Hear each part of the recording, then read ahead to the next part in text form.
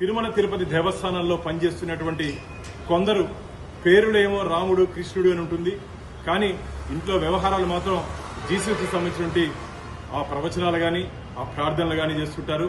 దాదాపు టీటీడీలో ఉన్నట్టు 22,000 మంది పనిచేసినటువంటి సిబ్బందిలో చాలా వరకు మతం మారని చెప్పి మాకు ఫిర్యాదులు వస్తున్నాయి. ఇప్పటికే కొందరిని తిరుమల తిరుపతి దేవస్థానం మేము గుర్తించాం.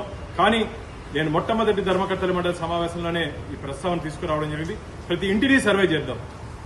ఇంట్లో వెంకటేశ్వర స్వామి హిందూ చిత్రపటాలు కాకుండా, హిందూ దేవత చిత్రపటాలు కాకుండా అన్యమతానికి సంబంధించిన ఏదైనా చిత్రపటాలు ఉన్నా సరే, సాహిత్యం ఉన్నా సరే వెంటనే వారిని ఉద్యోగం నుంచి తొలగిస్తామని చెప్పి మేము మొట్టమొదటి ధర్మకర్తల మండలి సమావేశంలోనే ఈ అంశాన్ని రేవత్తనడం జరిగింది. నిన్న మా కేంద్ర మంత్రివర్యులు, కేంద్ర హోంశాఖ సహాయ మంత్రి బండి సంజయ్ గారు తిరుమల పర్యటనలో వచ్చిన సందర్భంలో వారికి చాలా మంది ఫిర్యాదు చేయడం జరిగింది.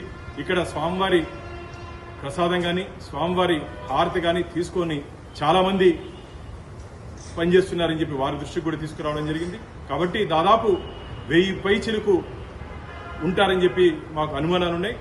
రాబో ధర్మకర్తల మండలి సమావేశంలో దీని మీద మేము ప్రతి ఇంటిని సర్వే చేసేదానికి ప్రతిపాదన నేను తీసుకురాబోతున్నాను.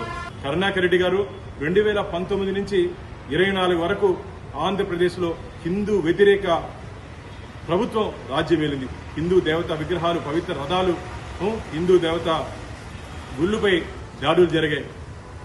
ఒక నాస్తికుణ్ణి తిరుమల తిరుపతి దేవస్థానానికి ధర్మకర్తల మండలి అధ్యక్షుడిగా నియమించారు. 2019 నుంచి 24 వరకు టీటీడీ చరిత్రలో ఎప్పుడూ లేనట్టు విధంగా భారీ అవినీతికి టీటీడీని అడ్డం పెట్టుకుని చేసినటువంటి సందర్భాలు టీటీడీలో ఉన్నాయి. నేను ఛాలెంజ్ చేస్తున్నా కరుణాకర్ రెడ్డి గారికి, మీరు సిద్ధమా?